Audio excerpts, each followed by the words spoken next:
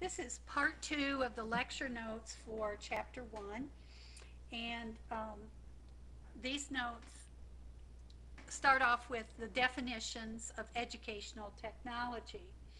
There's no single acceptable definition because this technology evolved from so many different areas and so quickly.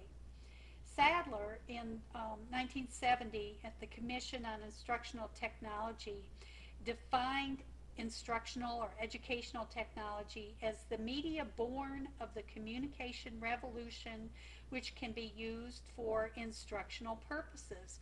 So he was talking about the actual tools. But then the definition went on to also say that it was a systematic way of designing, carrying out, and evaluating the total process of learning and teaching. So that's definitely a much broader definition. Well, if you were to ask today's educators, give me a definition for educational technology, they would probably say, well, computers, software. But there is a broader definition that encompasses both the tools, like computers and softwares, and also the processes. Therefore, most writers, researchers, and practitioners in the field have useful definitions of educational technology that focus on the process of applying these tools for educational purposes. There are 4 perspectives that help define educational technology.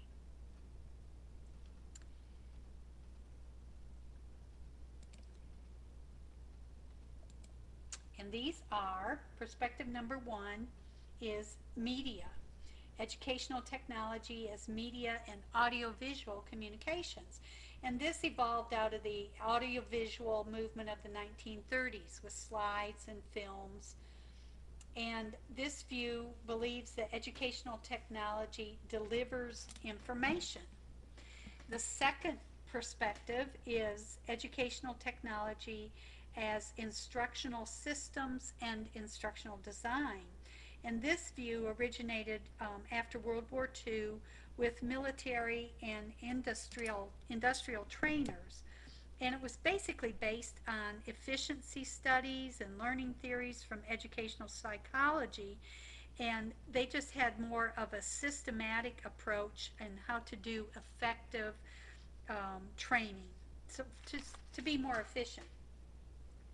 The third perspective is educational technology as vocational training, and it originated with industry trainers and vocational educators back in the 1980s. After the desktop computers became available, there was a big push to have labs, the computer labs that were going into schools, into the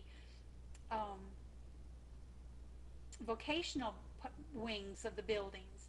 So there was a major paradigm shift in vocational training in the industrial arts curriculum, shifted from woodworking, metals, graphics, and printings to technology education courses and labs equipped with high technology stations and desktop publishing and the CADs, or computer assisted design, and the robotics systems. And the last perspective is just computer systems. As computers in the 1950s, we had the beginning of computers, and the 1960s they were in schools, not to the point where they are today. There were a few select schools that maybe got grants where they would have computer labs where students would go work drill programs. But the computers began to transform business and industry practices, and both trainers and teachers began to see that computers also had a potential to aid instruction. And by the 1990s, educators began to see computers as part of a combination of technology resources, including media, instructional systems, and computer-based support systems. At that point, educational computing became known as educational technology. So what is the definition that this text uses to define educational technology. It takes into consideration all four of those previous perspectives, but there is no single perspective that can completely define what is happening in educational technology today, nor what will happen in the future. In this text, we will have a look at the processes like learning theories and applying technologies to help students prepare for the future. And we will also look at the tools of the educational technology, focusing primarily on computers and their roles in instructional systems. We will also be aware that there will be evolving definitions, and we may have to alter our definition. So for now, this textbook is going to describe educational technology as a combination of the processes and tools involved in addressing educational needs and problems, with an emphasis on applying the most current tools, computers, and other electronic technologies.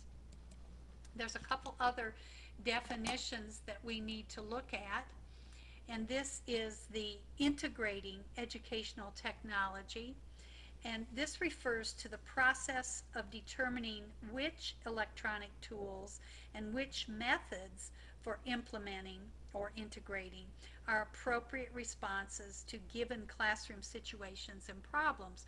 And we will also learn this in this class.